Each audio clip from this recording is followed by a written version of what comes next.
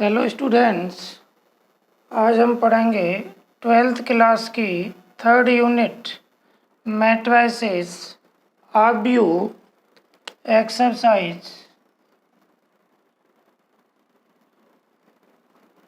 3.4।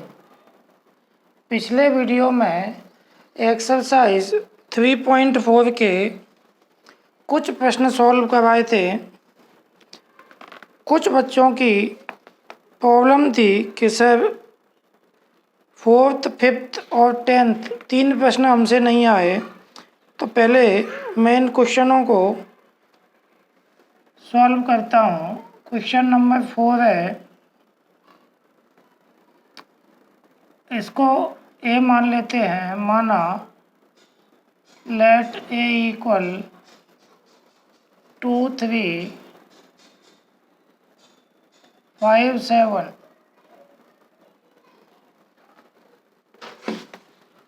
पंक्ति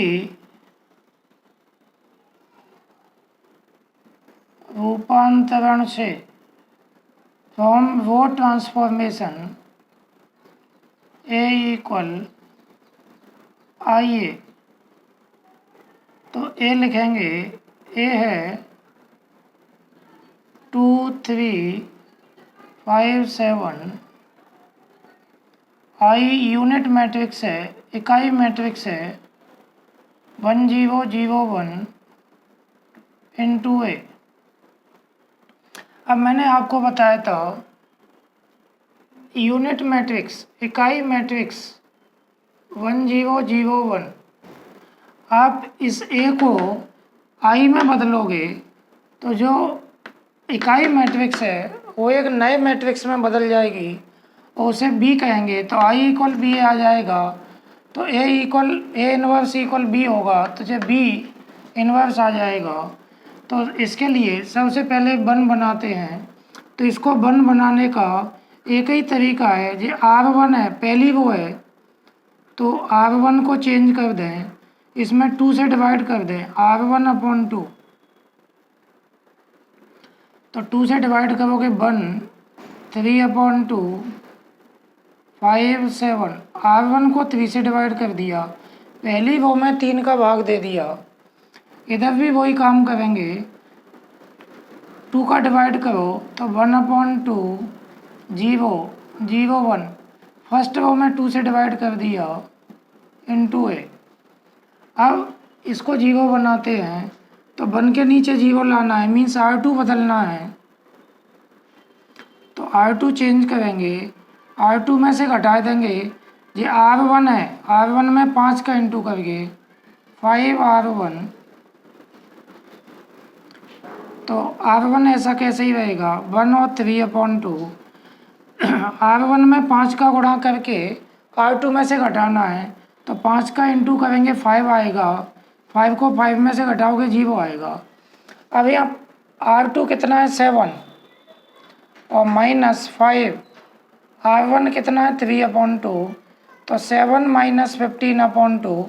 2 का 7 से गुणा करोगे 14 - 15/2, तो -1/2 आएगा। तो यहाँ आ जाएगा -1/2। घटाने में गलती बिल्कुल ना करें, R1 चेंज नहीं होगा, 1/2 0। R2 चेंज होगा, R2 है 0 -5 इंटू R1 है 1/2, तो ये आ जाएगा -5/2।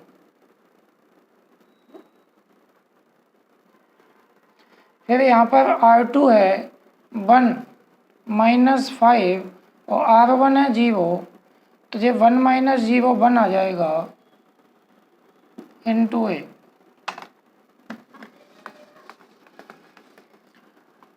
अब इसको 1 बनाना है, तो यहाँ 1 बनाने के लिए इसमें इसी का भाग दे दें तो 1 बन जाएगा। तो R1 को बदलें, R2 है जी, R2 को बदलें, R2 में गुणा कर दें -2 का। देखो -1/2 में -2 का इंटू करोगे तो 1 बन जाएगा। ये 1, R1 चेंज नहीं होगा, केवल R2 चेंज होगा, 1 3/2। अब ये R2 में -2 का 0 -2 का इंटू करोगे 0 आएगा, लेकिन इसमें आप -2 का इंटू करोगे तो 2 से 2 कैंसिल होके +1 आ जाएगा। R1 ऐसा का ऐसा ही 1/2 0।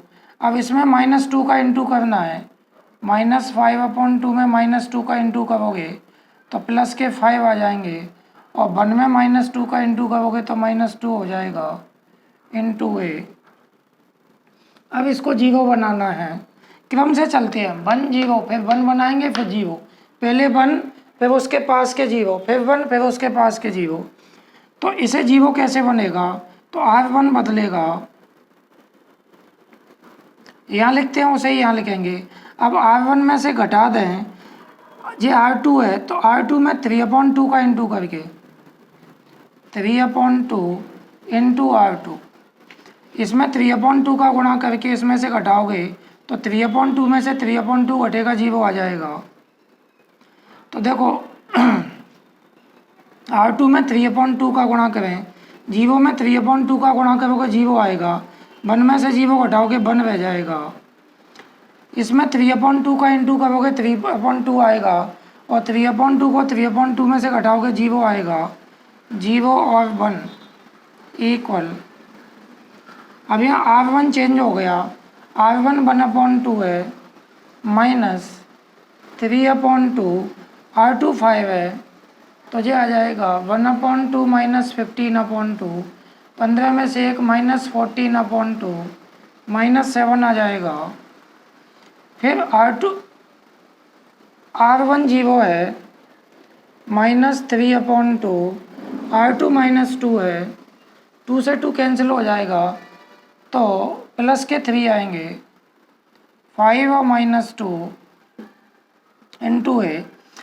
दोबारा समझ लो, R1 में R2 में 3/2 का गुणा करके R1 में से घटा है, इसमें 3/2 का गुणा किया तो 15/2 हो गया, और 1/2 में से घटाया तो -14/2 -7 आ गया। अब R2 में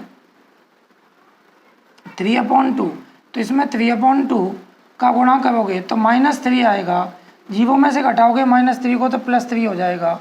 ये ऐसा कैसे ही है। अब ये आपका I बन गया, I इक्वल, ये एक नया मैट्रिक्स प्राप्त हो गया, इसे B कह दिया, I इक्वल B है। इस स्थिति में देखो B और A का इंटू I कब आएगा, जब ये दोनों एक दूसरे के व्युत्क्रम होंगे। तो इस स्थिति में in this situation A inverse B होता है, तो A इनवर्स इक्वल B आ जाएगा, जो नया मैट्रिक्स है, -7 3 5 -2 आंसर। वीडियो को पॉज करके प्रश्न को नोट कर लें। इसके बाद क्वेश्चन नंबर 5 भी पूछा था, 5 में भी किसी स्टूडेंट को प्रॉब्लम थी।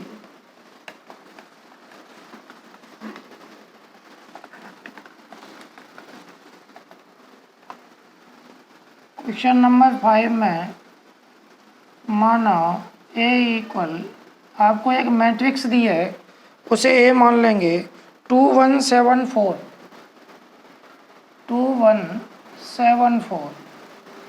अब वो पंक्ति रूपांतरण द्वारा बाय वो ट्रांसफॉर्मेशन, पंक्ति रूपांतरण से A इक्वल IA, A है आपका 2 1 7 4, I है 1 0 0 1 इंटू A। अब I को मैं यहाँ लिख लेता हूँ साइड में, 1 0 0 1। अब इस A को I में बदलना होता है, तो यहाँ पे 1 लाना है, तो R1 में 2 से डिवाइड कर दो, R1 को चेंज करें, R1/2, 2 से डिवाइड करेंगे 1, ये आ जाएगा 1/2 7 4। केवल R1 को 2 से डिवाइड किया है। इधर भी करेंगे, कई बच्चे इधर कर देते हैं उधर भूल जाते हैं तो सवाल गलत हो जाता है। तो ये आएगा 1/2 0 0 1 इंटू A, 2 से डिवाइड कर दिया। अब यहाँ 0 लाना है, R2 को बदलना है, तो R2 को चेंज करेंगे, R2 में से घटा देंगे, R1 में 7 का इंटू करके 7R1। देखो जो R1 है 7 का इंटू करोगे और इस 7 में से घटाओगे तो 1/2 तो ऐसा कैसे ही आएगा। 7 का इंटू करके 7 में से घटाओगे 0, इसमें 7 का इंटू करोगे 7/2 होगा, 4 में से 7/2 घटाओगे तो 8 - 7/2 1/2 आ जाएगा। यहाँ पर R1 नहीं बदलेगा, R2 चेंज होगा। 0 में से R1 में 7 का गुणा करोगे तो 1/2 में 7 का इंटू करोगे तो 7/2 हो जाएगा, और 0 में से घटाओगे तो -7/2 आ जाएगा। R1 में 7 का इंटू 0 में 7 का इंटू 0 आएगा, और 0 को 1 में से घटाओगे तो 1 इंटू है। अब यहाँ पर 1 लाना है, 0 आ गया, यहाँ 1 लाना है तो इसमें 2 का गुणा कर दें। ये R2 है तो R2 को चेंज करें, R2 में 2 का इंटू कर दें। R1 चेंज नहीं होगा, इसमें 2 का इंटू करोगे 2 कैंसिल होके 1 आ जाएगा। 1/2 0, यहाँ 2 का इंटू करोगे -7, 2 का इंटू करोगे 2 इंटू है।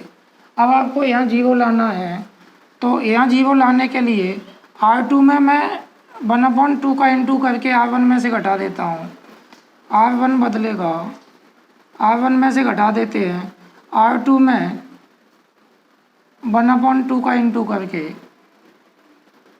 देखो जी R2 है, इसमें 1/2 का इंटू करोगे 0 आएगा, 1 में से 0 घटाओगे 1, इसमें 1/2 का इंटू करोगे 1/2 आएगा, और 1/2 को 1/2 में से घटाओगे 0, और 0 1 ऐसा कैसे ही।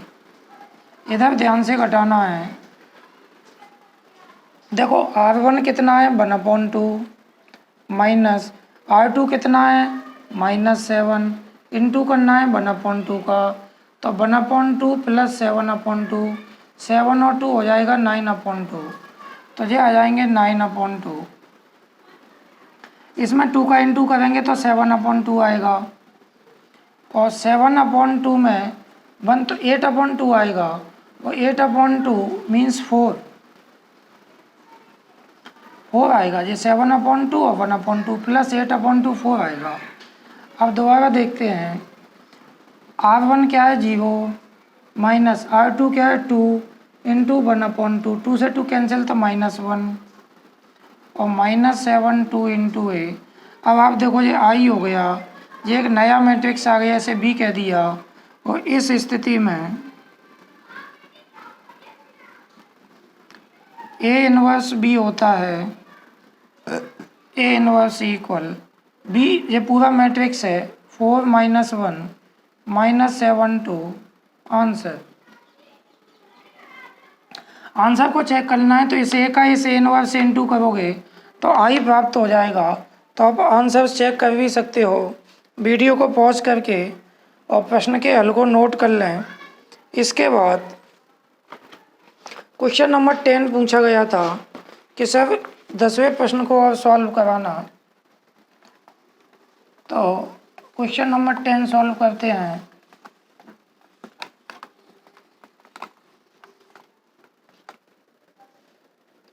माना लेट ए इक्वल 3 - 1 -4 2, वही पंक्ति रूपांतरण द्वारा, पंक्ति रूपांतरण से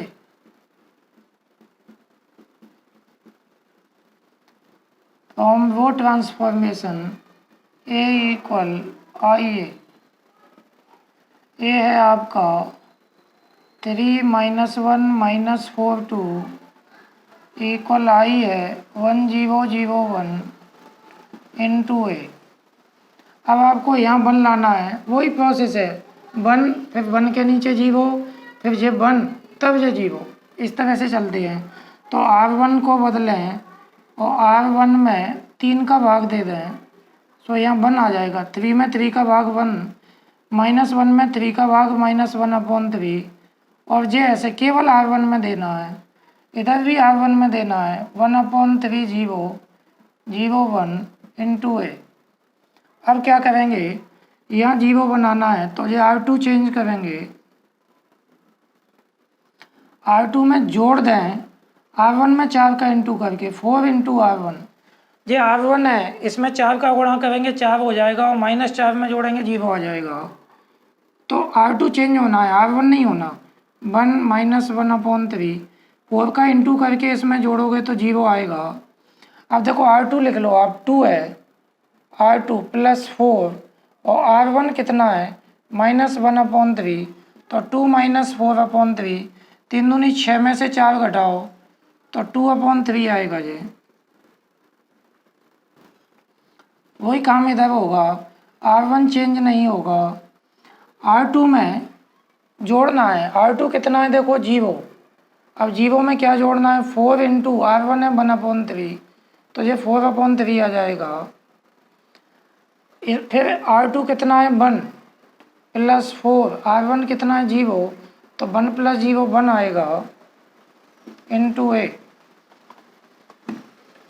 अब यहाँ 1 लाना है तो 1 के लिए इसमें 3/2 का इंटू कर देंगे, R2 को चेंज करें, R2 में इंटू कर दें 3/2 का, R1 चेंज नहीं होगा। 1 - 1/3, 0 में 3/2 का इंटू 0 और 2/3 में 3/2 का इंटू करोगे तो 1 आ जाएगा। इधर भी 1/3 0, इसमें 3/2 का 4/3 में 3/2 का इंटू करोगे तो ये 2 आ जाएगा और 1 में 3/2 का इंटू करोगे 3/2 इंटू ए। बस एक स्टेप और बचा है, यहाँ पे 0 लाना है, -1/3 के लिए 0 लाना है तो R1 बदलेगा, R1 में जोड़ दें R2 1 में 1/3 का इंटू करके, तो 1/3 इंटू R2, इसमें 1/3 का इंटू करेंगे 1/3 और इसको -1/3 में जोड़ोगे तो 0 आ जाएगा।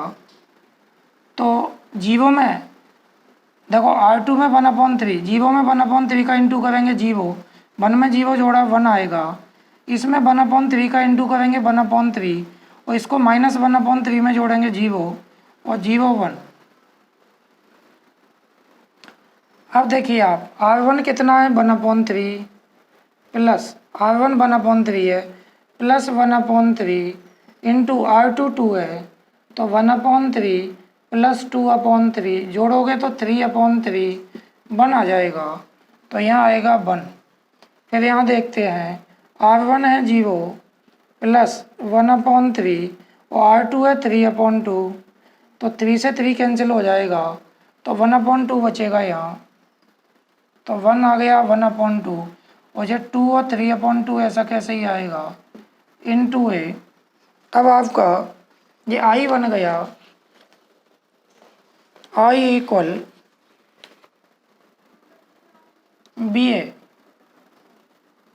अब आई इक्वल बी आ गया तो इस स्थिति में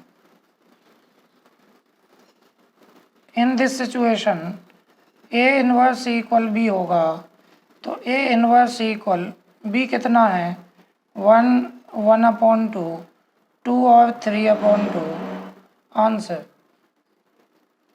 इस तरह से ये प्रश्न कुछ बच्चों के द्वारा पूछे गए थे तो मैंने उनकी समस्या को सॉल्व करवाया।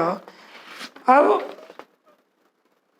इस एक्सरसाइज के प्रश्न पंक्ति रूपांतरण द्वारा कराए हैं, एक प्रश्न मैं स्तंभ रूपांतरण से करा रहा हूँ, कॉलम ट्रांसफॉर्मेशन से करा रहे हैं, क्योंकि पेपर में आता तो प्रारंभिक रूपांतरण से आता है, तो आप पंक्ति या कॉलम किसी से भी कर सकते हैं, लेकिन यदि नाम से पूछ लिया कि स्तंभ रूपांतरण द्वारा हल करो तो उस समय नंबर तभी मिलेंगे जब आप स्तंभ रूपांतरण मीन्स कॉलम ट्रांसफॉर्मेशन से करोगे। तो जो सेकंड क्वेश्चन है इस साल 2020 में 5 अंक का आया था, ये प्रश्न मैं जो करा रहा हूँ, लेकिन उसने कहा था प्रारंभिक रूपांतरण से व्युत्क्रम ज्ञात करो, एलिमेंट्री ट्रांसफॉर्मेशन द्वारा इन्वर्स ज्ञात करो, तो चाहे पंक्ति से कर लेते चाहे कॉलम से कर लेते। तो ये 5 अंक का आया था, छोटा सा प्रश्न है। माना ए इक्वल 2 1 1 1। अब मैं इसको स्तंभ रूपांतरण कॉलम ट्रांसफॉर्मेशन से करता हूँ। स्तंभ रूपांतरण से बाय फ्रॉम कॉलम ट्रांसफॉर्मेशन। अब ए इक्वल आई ए लिखते थे, आप आई ए भी लिख सकते हो, मैं ए आई लिख देता हूँ। पंक्ति में आई ए लिखा जाता है और कॉलम में ए आई लिखा जाता है। बाकी आपकी जैसी इच्छा है, आप दोनों में ए आई लिख लो या दोनों में आई ए लिख लो, उससे कोई अंतर नहीं पड़ेगा। ए क्या है 2 1 1 1। इस ए का मान नहीं रखते हैं, आई लिखते हैं 1 0 0 1। अब आई लिख देता हूँ क्योंकि ए को आई में बदलना होता है। अब सबसे पहले यहाँ पे 1 लाना है, तो ये 1 कैसे आएगा? अब ये C1 है, अब R की बात नहीं करेंगे, R1 R2 नहीं करेंगे, C1 C2 की बात करेंगे। तो यहाँ 1 लाने के लिए तरीका ये है कि या तो C1 में 2 का भाग दे दो, C1 में, R1 में नहीं। जब स्तंभ से कर रहे हैं तो सभी C में लगेंगे, C1 C2 में लगेंगे। तो यहाँ 1 लाने के 2 तरीके हैं, या तो C1 में 2 का भाग दे दो तो 1 आ जाएगा, या C2 में से C1 घटा दो। मैं तो घटा देता हूँ, C1 को बदलते हैं, C1 में से C2 को सब्ट्रैक्ट कर दें तो जे C1 है जे C2 है, तो 2 में से 1 घटाओगे 1 आ जाएगा, और 1 में से 1 घटाओगे 0 आ गया, और 1 1 ऐसा कैसे ही रहेगा। इक्वल्स टू ए, यहाँ भी जे C1 है जे C2 है, C1 में से C2 घटाओगे तो 1 - 0 1 आएगा, और 0 - 1 आएगा। C2 ऐसा कैसे ही है। बड़ा कन्फ्यूजन होता है कि आर लगाना है या सी लगाना है, तो थोड़ा ध्यान से लगाना। इसलिए पहले सभी प्रश्नों को पंक्ति रूपांतरण द्वारा हल कर लें, उसके बाद सभी प्रश्नों को स्तंभ रूपांतरण से हल करें, तो बहुत अच्छा रहेगा आपके लिए। अब यहाँ 1 आ गया, यहाँ 0 लाना है, 0 अपने आप आ गया, ज़रूरत ही नहीं पड़ी। इसके बाद यहाँ 1 लाना है, तो 1 यहाँ है ही, कोई दिक्कत ही नहीं है। अब केवल यहाँ 0 लाना है, तो यहाँ 0 लाना है, तो ये क्या है C2 है, तो C2 को बदलना है। कैसे?